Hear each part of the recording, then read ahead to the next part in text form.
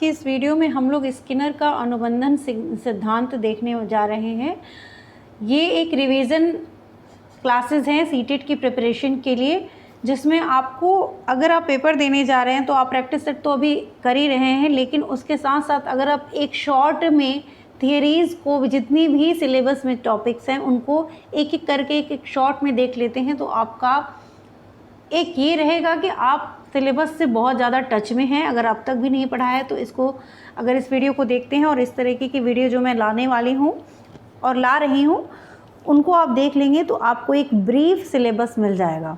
तो revision start करते हैं। सबसे पहले स्किनर का सक्रिय अनुबंधन सिद्धांत। अगर ये सक्रिय अनुबंधन सिद्धांत या ऑपरेंट कंडीशनिंग थियरी पूछा जाता है कि किसने दिया था, तो सबसे पहले हम क्या कहेंगे कि ये दिया था स्किनर ने। ऑप्शन में अगर स्किनर होगा तो हम लगा देंगे। बीएफ स्किनर जो ने सक्रिय अनुबंधन की अवधारणा को प्रतिपादित किया था। ठीक है, स्किनर ने क्या किया था? सक्रिय अनुबंधन की अवधारणा को प्रतिपादित किया। दूसरा है, स्किनर किस तरह के मनोवैज्ञानिक थे? तो स्किनर एक व्यवहारवादी मनोवैज्ञानिक थे। चैनल को अगर अभी तक सब्सक्राइब नहीं किया तो प्लीज़ सब्सक्राइब कर लीजिएगा। हम ऐसे वीडियो या प्रिपरेशन के लिए वीडियोस बनाते हैं। तो स्किनर क्या थे? एक व्यवहारवादी मनोवैज्ञानिक थे। नेक्स्ट है स्किनर बॉक्स क्या था? तो स्किनर बॉक्स जो है, स्किनर ने अपने अध्ययन को समझने के लिए, व्यवहार का व्यवस्थित अध्ययन करने के लिए एक यंत्र विकसित किया था, जिसको क्या कहते हैं हम? स्किनर बॉक्स के नाम से ये जाना गया। लास्ट में हम लोग एक ब्रीफ में स्टोरी के फॉर्म में आपको जो प्रयोग किया था उन्होंने, उसके बारे में बताऊंगी, लेकिन उससे पहले जिस तरीके के क्वेश्चंस बनते हैं उनके शॉर्ट्स में देख रहे हैं। तो वीडियो को पूरा देखिएगा, आपको दिखेगा कि जो क्वेश्चन पूछे जाते हैं एक्चुअली मैं उन्हीं को सिर्फ लेके आई हूँ। अवलोकन विधि, किस विधि का उन्होंने प्रयोग किया था अपने सिद्धांत के लिए? तो उन्होंने अवलोकन विधि का प्रयोग किया था। स्किनर ने जो अपना प्रयोग किया था वो किस पे किया था? चूहे पे और कबूतर पे। तो ये भी क्वेश्चन पूछ लिया जाता है।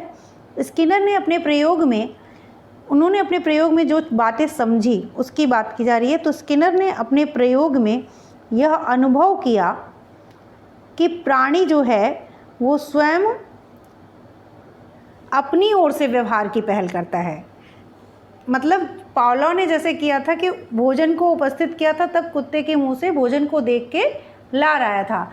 वो पहले सक्रिय नहीं था, लेकिन स्किनर ने ये अनुभव किया जब प्राणी अपनी ओर से कोई व्यवहार की पहल करता है और उसके क्रियाकलाप, कार्य करने के जो हैं वो वातावरण को प्रभावित करते हैं, और वातावरण में जो क्रिया यानी जो रिजल्ट है वो अगर प्राणी के पक्ष में होता है यानी सुखदायी होता है तो उस व्यवहार की पुनरावृत्ति की संभावना बढ़ जाती है। जैसे कि अगर मैं ये वीडियो बना रही हूँ, ठीक है, तो मैंने अपनी तरफ से क्या किया? ये व्यवहार किया, और इसमें क्या होता है कि मुझे अच्छा रिस्पांस मिलता है तो मैं इस तरह की वीडियोज़ और बनाऊंगी। तो ये भी एक तरीके का क्या है, मुझे मेरे काम की पुनरावृत्ति को बढ़ा रहा है। तो स्किनर ने भी अपना प्रयोग किया कि जब चूहे के सामने चूहा का हरकत, अपना जो एक्टिविटी कर रहा था उसकी एक्टिविटी की वजह से जब लीवर दब जाता है, और लीवर दबने से क्या मिलता है? उसे भोजन मिल जाता है। तो उसने ये सीख लिया कि जब मैं लीवर दबाऊंगा तो मुझे भोजन मिल जाएगा।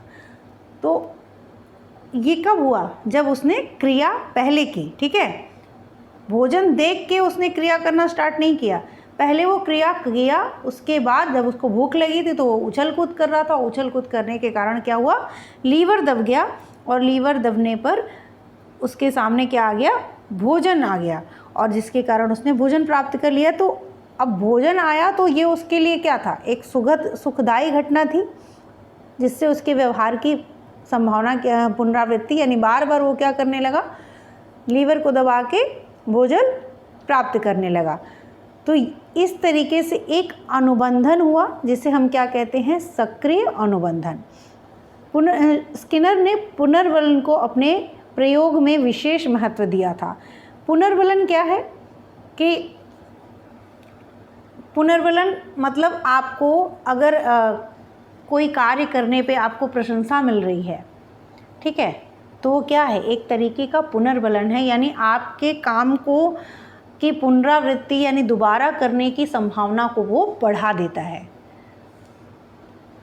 आगे देखते हैं, स्किनर के सिद्धांत को अन्य किन किन नामों से जाना जाता है, तो साधनात्मक अनुबंधन, इंस्ट्रूमेंटल कंडीशनिंग, इन नामों से भी पेपर में आ सकता है। क्रिया प्रसूत अनुबंधन, टाइप आर अनुबंधन, यानी टाइप आर अनुबंधन के नाम से अगर पेपर में पूछा जाए कि किसने दिया था, या साधनात्मक अनुबंधन या क्रिया प्रसूत अनुबंधन, तो ये तीनों टाइप एक ही है, स्किनर ने दिया था। स्किनर ने अपना प्रयोग चूहे पे किया और कबूतर पे किया था। इन्होंने जिस यंत्र जिसमें प्रयोग किया था उसको स्किनर बॉक्स कहते हैं, ठीक है। नेक्स्ट देखते हैं, शिक्षा के दृष्टिकोण से स्किनर द्वारा सीखने के सिद्धांत के महत्वपूर्ण अंश क्या क्या हैं। तो सीखने के प्रकार, एक तो प्रतिवादी दो हैं, प्रतिवादी अनुक्रिया जिसे दिया था पावलोव ने, और क्रिया प्रसूत अनुक्रिया जिसको दिया था स्किनर ने, ठीक है। स्किनर का संबंध सिर्फ क्रिया प्रसूत अनुक्रिया से है। उनके अनुसार ऑपरेंट रिस्पॉन्स के होने के बाद जब पुनर्बलन दिया जाता है, यानी तो उस अनुक्रिया को व्यक्ति बार बार करता है और उसे सीख लेता है। स्किनर का संबंध क्या कहते हैं, जब क्रिया प्रसूत अनुक्रिया से है के होने के बाद जब पुनर्बलन उसको दिया जाता है तो वह अनुक्रिया को बार बार करता है और उसे सीख लेता है। तो पुनर्बलन कैसा होगा, एक तो पुनर्बलन जैसे कि हमने कोई काम किया और हमें शाबाशी मिली या कुछ इनाम मिला तो हम उस काम को बार बार करेंगे, तो वही चीज़ है। अब पुनर्बलन से तात्पर्य क्या होता है, उस ऐसा उद्दीपक से होता है जो किसी अनुक्रिया के भविष्य में होने की संभावना को बढ़ा देता है। पुनर्बलन कितने प्रकार का होता है, तो धनात्मक पुनर्बलन और ऋणात्मक पुनर्बलन। पुरस्कार, भोजन, पानी, ये क्या है, धनात्मक पुनर्बलन। दंड, बिजली का झटका, ये सब क्या है, ऋणात्मक पुनर्बलन। अब स्किनर के प्रयोग को हम एक स्टोरी के फॉर्म में ही समझेंगे कि स्किनर ने क्या किया था, चूहों और कबूतरों पर अपना प्रयोग किया था, और इस प्रयोग के लिए उन्होंने अपना एक उपकरण तैयार किया था जिसको हम क्या कहते हैं, स्किनर बॉक्स कहा जाता है, जिसमें इन्होंने चूहे पर प्रयोग किया था। कबूतर पर प्रयोग करने के लिए इन्होंने अलग तरीके का एक बॉक्स बनाया था जिसे हम पिजन बॉक्स कहते हैं। चूहे पर प्रयोग में इन्होंने 12 इंच का एक बॉक्स था जिसके दीवार पर एक क्या लगा था, लीवर लगा था, और बॉक्स में एक खाने की प्लेट भी रखी थी। अब जैसे ही लीवर दबाने से क्या होता था, प्लेट में ऑटोमेटिक ये सिस्टम था कि लीवर दबाने से प्लेट में भोजन आ जाता था। बॉक्स में एक प्रवेश द्वार था यानी एंट्री। स्किनर ने सफ़ेद चूहे को बॉक्स में पहले बंद किया, चूहा को भूखा रखा गया था। बॉक्स में आते ही चूहा क्या करने लगा, उछल कूद करने लगा।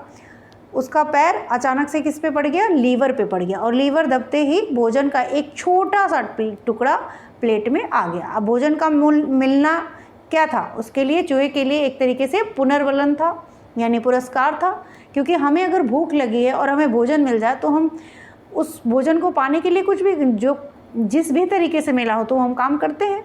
तो फिर से जब चूहे को भूख लगी तो वह उछल कूद करने लगा, फिर से उसका लीवर पर पैर पड़ा और उसने भोजन मिल गया।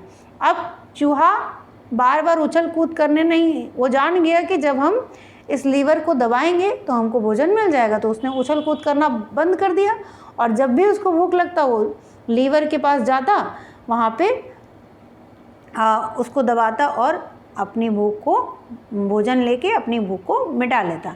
तो इस तरीके से स्किनर ने देखा कि अपनी भूख मिटाने से चूहे को एक पुनर्मिलन मिला और धीरे धीरे उसने लीवर दबाकर भोजन प्राप्त करने का तरीका सीख लिया। इसी तरीके से जो कबूतर पर प्रयोग किया गया था उसमें भी एक दीवार पर कबूतर के सिर की ऊंचाई के बराबर भी एक बटन लगा हुआ था। अब बटन पर चोंच मारेगा जैसे ही कबूतर, तो थोड़े से दाने नीचे रखे प्लेट में आ जाते थे।